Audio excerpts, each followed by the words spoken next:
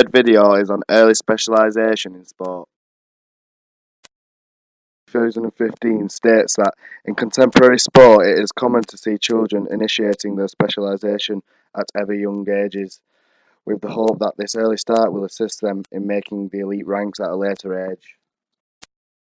2012 states that in order to compete at the highest levels of sport, youth athletes, often fueled by their parents and guardians, are encouraged to specialise in a specific sport at a young age. So are parents the main reason for their children to be starting sport at a young age? Lionel Messi is a great example of a professional athlete who started off his football career at a very young age. Messi started playing football at the age of 4. He joined his local club Grandoli when he was 4 years old, where he was coached by his father, though his earliest influence as a player came from his grandmother Celia. At the age of 13, he relocated to Spain, to Barcelona, who had been scouting him in his own country. After his fast progression through Barcelona's youth academy, Messi made his competitive debut at age 17 in October 2004. Now the rest is history. Is the 10,000-hour rule a myth or reality? The 10,000-hour rule was created by Malcolm Gladwell, who believed that doing 10,000 hours of practice would make you the perfect athlete. But do you really need to do 10,000 hours practice if you are naturally gifted? Ericsson, 1996, states that it is widely accepted that expertise takes practice, hence the 10,000-hour rule. That intense practice for up to 10 years distinguishes expert performers from the merely good. The Guardians, do they play a massive part in early specialisation in sport? In many cases in sport, parents and guardians have a massive part to play with influencing their children to participate in sport. Most professional athletes you see today started off at a very young age. This is because in some cases their parents wanted them to succeed in certain specific sports. In other cases, some parents influenced the children to take part in the sport as they didn't succeed so well themselves in that sport.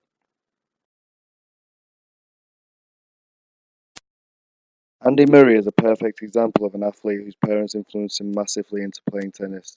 His mother, Judith Erskine, was a former tennis player, so the influence from her played a massive part in Murray's tennis pathway. He started tennis at the age of 5, competing in tournaments in different countries. Multi-sport background affects primary sport improvements. Many children today participate in a number of different sports, common sports such as football, rugby and cricket.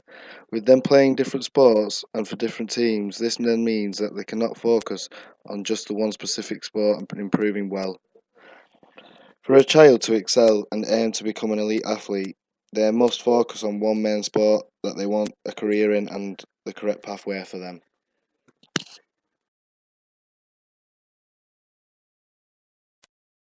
Ericsson and Coates list the differences between early specialisation and early diversification.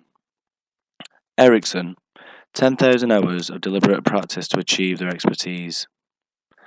He also says strong correlation between performance level and training hours. Problems, elite performers don't always attain the 10,000 hours, so that means that if they don't do the 10,000 hours, can they be an elite performer? And also evidence of higher attrition and negative health outcomes, including injuries.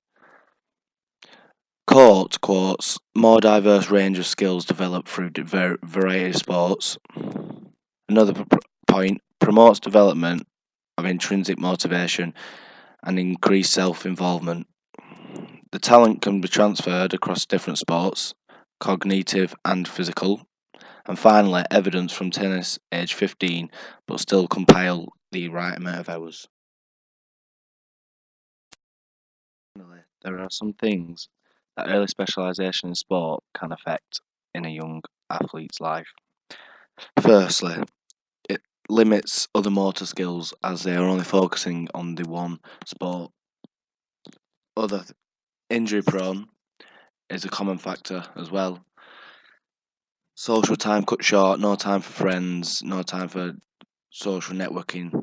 And finally, the dropout through lack of enjoyment. So sometimes they tend to get bored of the one sport, so that tends for them to drop out of the sport